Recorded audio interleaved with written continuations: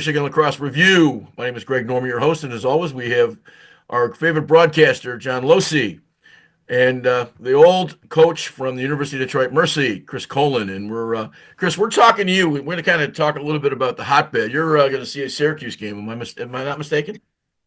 Yeah, I'm having a little trip out here. I got to go watch SUNY Delhi, where Ryan Higgins is we all know the Stinson Miller Higgins family, is playing in his I think his junior year. He started at long pole. He had a couple ground balls, an assist, and a really timely assist in an 11-11 game in overtime. Goalie, tried to carry the ball out. Attackman took it from him. He swept in there, picked it up, threw it up the field to a midfielder, threw it to Attackman, scored. They won the game. So for Ryan, it was just one of those great moments in lacrosse that he'll always remember. And they were playing against their rival Morrisville, who's coached by Chris Cooper, who's an old friend and a guy I think in the lacrosse community here in Michigan doesn't get enough credit. A guy who's started at a Waterford team, went I think Central Michigan, and has just worked his way. He's coached at Princeton. He's coached at he's coached at so many places. He's really a big part of what the Archers do in the PLL. And his Morrisville program is such a cool thing because a kid could go there and play lacrosse and get a degree in heating and cooling or, construction and has just, the SUNY network does such a good job with that and kind of a different educational model than some of our Michigan schools that I think it's just such a cool thing that he's doing. And a great environment. It was freezing. It was snowing with a great stadium. They have black turf over there. I'll send you a picture later of that. And we had a great time. And today I'm going to go watch Syracuse men practice before they leave for Duke tomorrow. And then tonight I'm going to watch Milena Cotter play against Boston College. They're going to have the game at Christian Brothers Academy outdoors, which will be that's a pretty cool lacrosse environment because the dome is being occupied by a little band called Metallica. So it's a pretty interesting trip for me. Yeah. Got to eat Water Street bagels this morning, so I feel really good. We won't get a chance to get to the top of the hill to see the stadium, but a side note that doesn't matter. But Chris Cooper played for me in high school. Oh, he's really just such a great mind in lacrosse and just such a great worker. And his kids, you can really see his personality in his team, and they're a young team. He's been there for a couple of years. John, we've got a big game we're going to have later on the show. We did get a chance to talk to Charlie Hayes a little bit about their streak with 2 games, and obviously we talked a little bit about Marcus Thundercloud. We have Mercyhurst University coming to town. They're at 1-10. The only chance that Detroit has to making the playoffs, they've got to win the next 2 weeks, so they've got to win out. And I think it's a huge game for Detroit, but it's also a night game. So any thoughts on that? Yeah, no, it's I'm excited. I remember 2 years ago, Chris, I think really our last game before when COVID hit, we were under the lights, down at Detroit. And we had Robert Morris, and that was the last game under the lights back then. And so I remember that game vividly, and it's cool, right? I mean, anytime you can do something like that and generate the interest, and especially, coming off the wins that Charlie and the team has had, it's great. And Chris, I'll give you credit. I mean, you said this, a couple shows ago where we talked about, this is kind of what, this is what we do at UDM, right? We kind of build into the season and start to peak towards the end. And I think that's what we've seen. We've seen an increase in the offense and things have started to click. And I think Thundercloud has really given that bolt of lightning. That you're a broadcaster. That the Titans have need. So yeah, I'm excited to do it with you, Greg, and I'm super psyched. Yeah, Greg, have you done a night game down there before? Have you done a night game? Me? Have you broadcasted a night game? No, I don't think so. It's really, again, for most of my career there, we didn't have lights, but since the lights have been there, having a night game in spring, and hopefully the weather's really good, I think it's a great opportunity. It's senior day. And those, again, all these COVID seniors, they've just been through so much and had such a rough go of their experience. For them to stick with it like they did, I give them all a lot of credit for being on the team and staying with it and staying part of a program. A lot of respect there. And again, it's Detroit's. We like living on the edge of those Detroit guys, and two more games, and let's focus on this one. I think Mercyhurst is learning what they're doing. They're probably a year or two behind some of the other schools that kind of made the bump up. But again, at this time of the year, anybody can beat anybody. So you're going to have to be on your best game. You're going to have to play offense. You're going to play defense and win the middle of the field. So it's going to be a great game to watch. A night game, senior day. A team that's very close geographically. It's going to be a lot of fun for you guys, I think. Moving off to the Big Ten, Michigan, Ohio State. That doesn't get much bigger in terms of rivalry, but this year it's a little bit different, I think, in terms of what Ohio State's done on the field.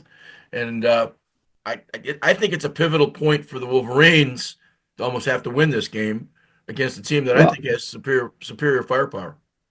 Yeah, well, I mean, it's for what's crazy is you look at how these guys have all beaten up on each other throughout the year. This is for the number one seed, I think. So, hosting number one seed for Michigan, a lot on the line for that, just from your strategic, placement in the games and your seeding.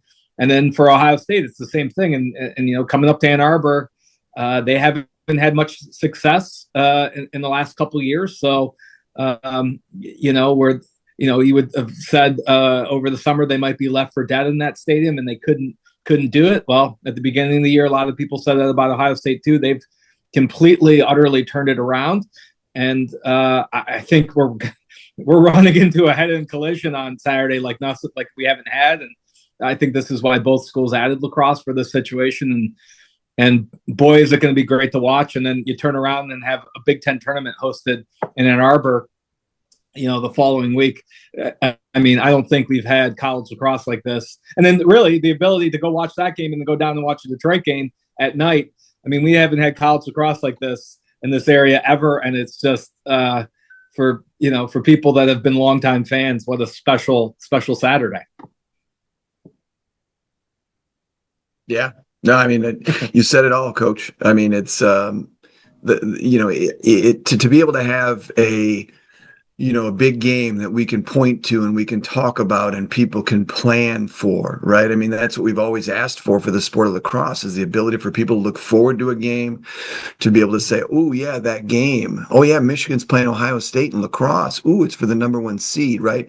I think that's the buzz that we need, and it's great to see, and I'm excited.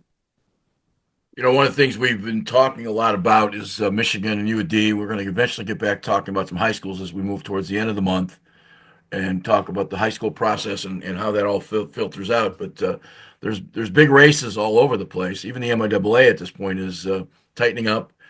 The landscape of lacrosse in general is as good as it's been in a while. And I'm not saying that it has to be winning or losing. There's just lots of kids playing.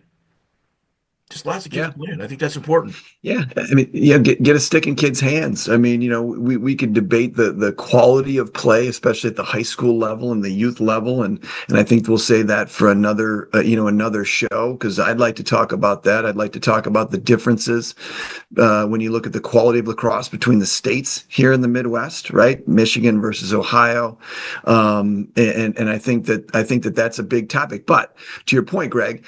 Yes, this is great, and I think that it can only help everybody, right? There's no downside to the excitement and the energy, and I'm seeing even in my broadcast, even when I'm doing games up at Michigan State for the girls, I mean, to get 100 people to watch, I'm not saying anything bad about it, but you're getting a lot of people, and thousand people watching high school games with my broadcast, and it's not about me; it's about the game. It's just great to see.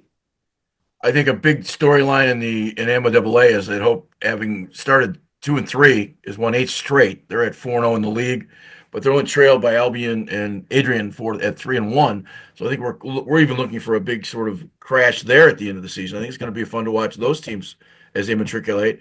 And I think taking the higher road in Hope's case, and I certainly think that's also true in in Albion's case, they've taken a much tougher early season schedule to get ready for the second part of the season. I think it's now showing up. Yep. Yeah, I mean, I to be honest with you, I couldn't even make a comment on MIAA. I think it's who knows. Like again, I've had such a different perspective watching college lacrosse this year versus kind of being involved in my own thing. Man, is it so fun for fans because we just don't know, and it builds excitement. For coaches, you don't know. I guess you don't know who's going to show up and what's going to happen each week. But man, is it fun as a fan to watch these teams like MIAA. Who knows? Those games could go any which way, any different way. It depends which way the wind's blowing and how the lights shine on the field. All right. Well, listen. Let's listen to a little couple of coaches talk about a big matchup down in 6 Mile. We've got Trey Keeley coming up with Charlie Hayes. They'll be up in just a second, so we'll be right back.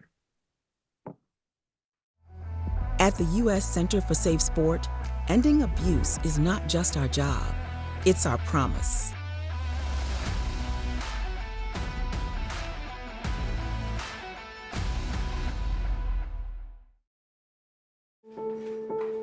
We all make choices. When it comes to alcohol, kids make choices whether to drink or not. Bye, Dad. Bye-bye. Remember, I'm going to Alex's party tonight and sleeping over. Have fun. Hey, have a seat for a second. Remind me about that party again? Alex is just And adults make choices whether to talk about it. That's true of parents and every other trusted adult in a kid's life. Kids want to know our expectations when it comes to alcohol and other drugs. They want guidance and honest answers to their questions. And it makes a difference when the message is consistent and part of everyday conversations. So talk with your kids and help lead them on a positive path. Because when you talk, they hear you. For more information about talking with your kids about underage use of alcohol and other drugs, visit underagedrinking.samhsa.gov.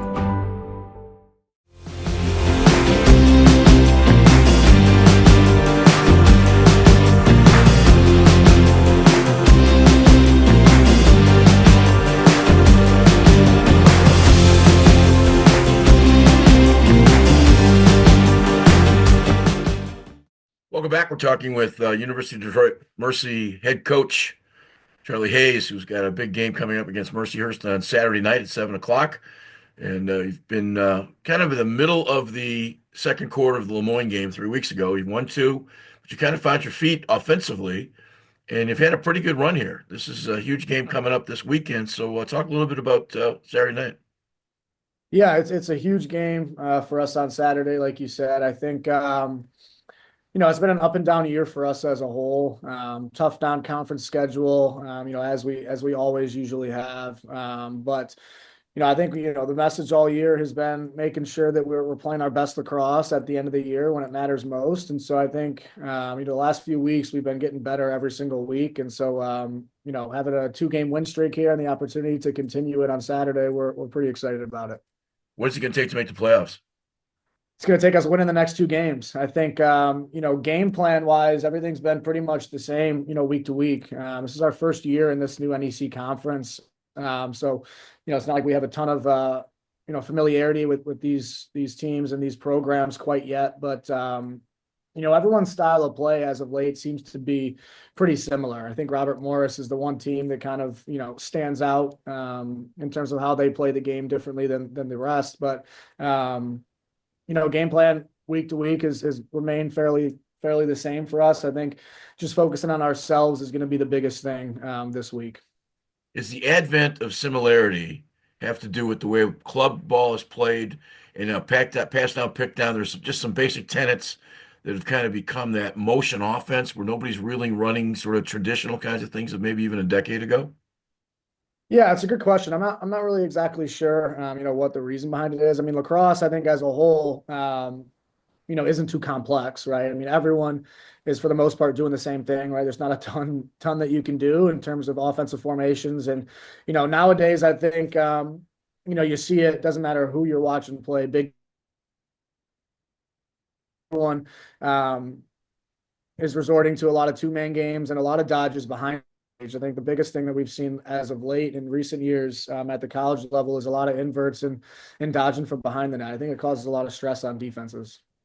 There was a PLL statistic last year that I found interesting. Short stick to short stick. It turns out there's only a 3% advantage. We've always talked about matchups.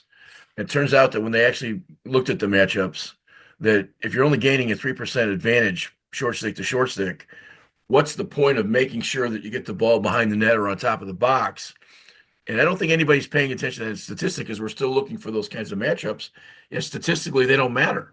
Yeah. Yeah, it's funny. That's something I've been talking about, with our staff in recent years is like, it seems like so many teams try to get into those big little situations and get short sticks switched on to attackmen when in reality, right, it's not, everyone can play nowadays, right? I mean, you always want to make sure that your defense remains the same. You got to slide ready and you're playing great on ball defense. So sometimes defensively, just making sure you're executing in the two-man game and defending it is the most important thing, right? If you get a short stick switched onto an attackman, it might not be, a super favorable situation for us, but we're just going to continue to stick to, what we do and be ready to get a slide ready to go and support. But, it's not, as big of a situation as possible. As of late, Marcus Thundercloud has become your offensive spark. You've been able to find a guy that can put multiple goals in games and sort of count on him in those situations. What has happened to him? Yeah, Marcus has been playing really well as of late. Marcus is a kid that, I recruited 2 years ago to come in here, and I thought he'd make a huge impact, his true freshman year. He dealt with some injuries his freshman year. He had a knee injury that sidelined him all last year. And so I was super excited about him kind of getting fully healthy and into the mix this year. And then he ended up breaking his hand, week 4 this year and missed 3 games for us. And, as soon as he came back from that hand injury, I believe his first week back was against LIU, and we ran him out of the box and then ended up putting him down at attack for the second half of that game. And, ever since then, he's really kind of, helped us offensively a ton. His game has improved a lot. So he's a very skilled player. And I'm just really happy to kind of see what he's been doing as of late. Your offense and defense, especially your offense, is slightly different than maybe what you ran in previous administrations. So is all of a sudden the success maybe just getting used to it and understanding it, or is it also the level of competition? I think it's probably all the above a little bit. Our offense has improved tremendously in recent weeks. And I think, obviously having a new offensive coordinator start with us this year and having some new personnel in the mix, and then again, having some injuries that we dealt with early in the year, figuring out personnel and then offensive personnel, getting used to the new systems and the new offense, it takes time. And so I think, a bit of our slow start on that side of the ball was probably a result of all of those things. But again, we're really kind of pleased with where the offense is at this point in time. And, hopefully we can keep taking steps forward this weekend. Okay. Well, appreciate your time. We'll look forward to seeing you guys on Saturday night, and best of luck. Awesome. Thank you, Greg. Welcome back. We're talking with Trey Keeley, the new head coach at Mercyhurst University, who's coming to the University of Detroit Mercy for a clash on a unique 7 o'clock night game on campus over at 6 Mile. And we wanted to get a chance to talk to him a little bit about his program and your first year Division I.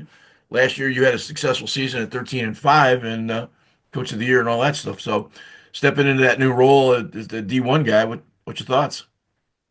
Yeah, it's been exciting.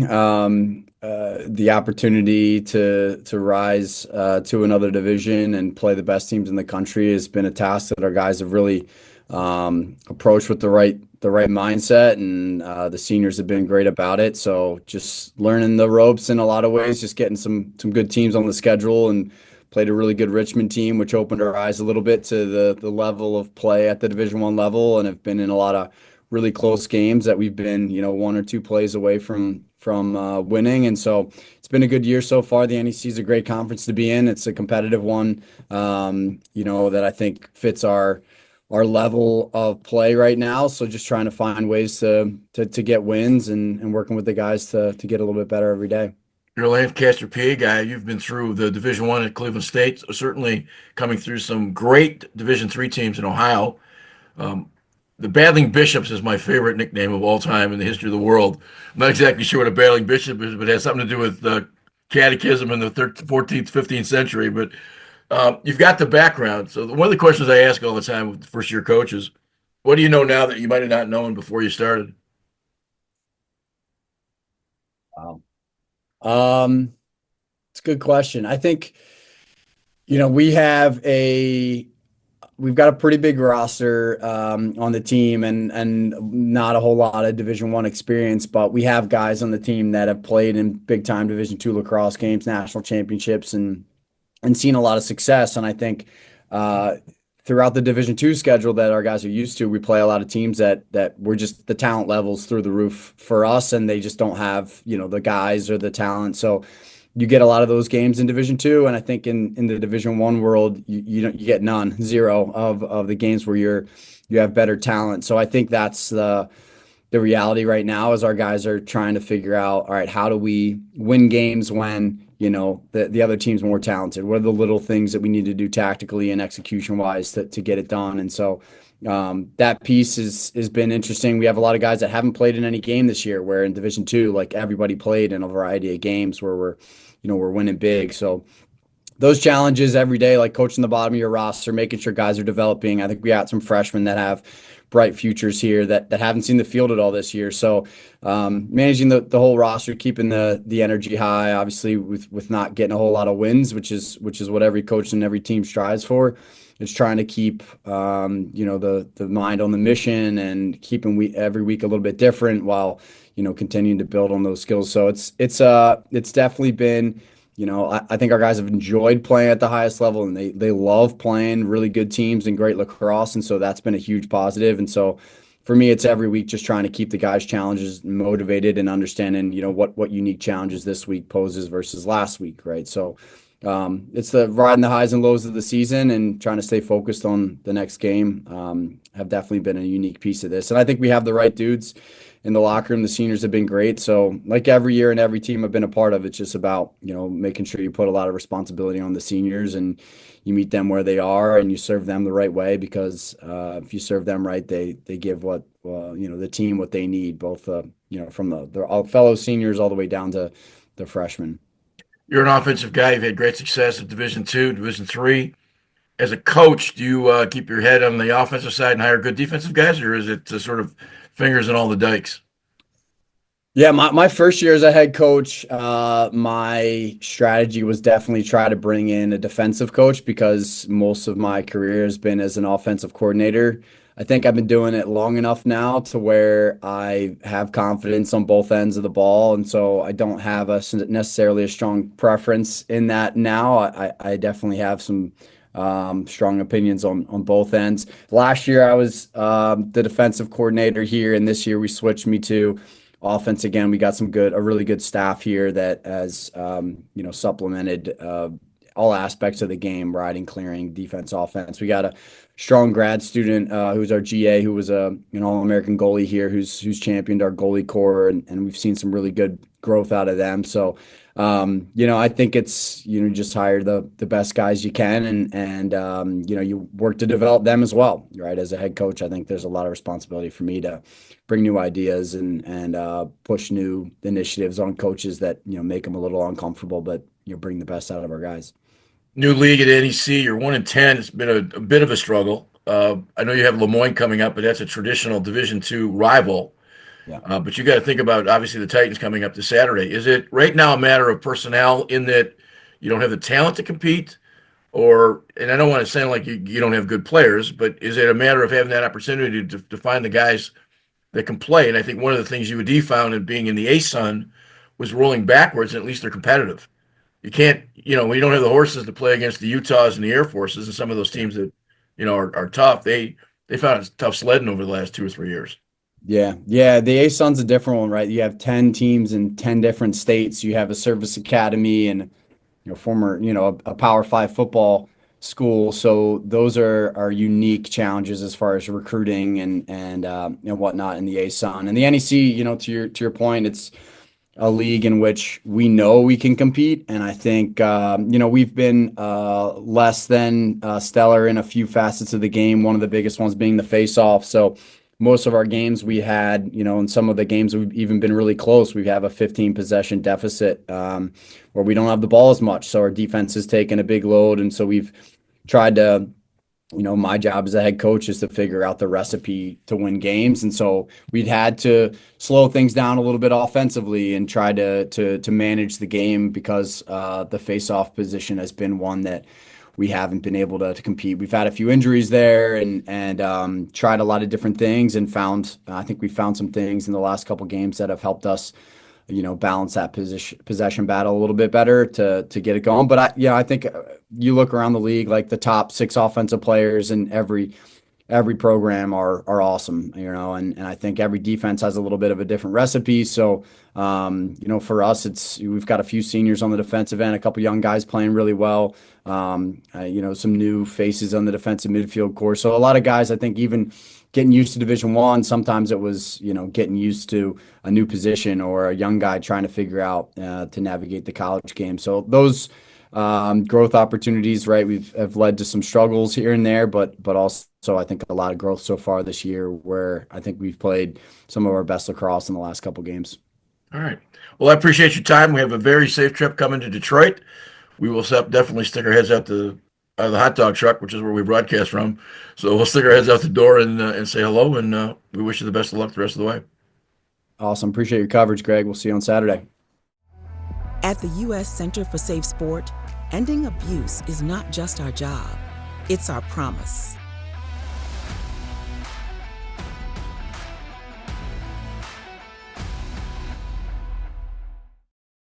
Smiles are powerful. They spread joy, laughter, and hope. But not everyone gets a fair chance at a smile. Every 3 minutes, a baby is born with a cleft, making it difficult to talk, hear, eat, and even breathe. In America, most children with clefts receive immediate care, but others around the world may never have access to the surgery they need to thrive. Smile Train is changing that. As the world's largest cleft charity, our sustainable model has sponsored more than 1.5 million smiles. We offer training and financial support to local medical professionals so they can provide life-changing surgery and other essential services at no cost to families. It's important to see these children, to hear the difference that we make. And for me, being born with a cleft lip and palate, knowing what they went through is so life-changing for me. They're not just helping a child, but they're helping a family, a community. Help us change the world one smile at a time. Wanted to thank Charlie and Trey for having a conversation. We wish Trey the best of luck coming down. He's at 1-10. He is a salesman. He likes to talk. I think you can find that. Do we wish him luck? I don't. I'm a little biased. I love Mercyhurst.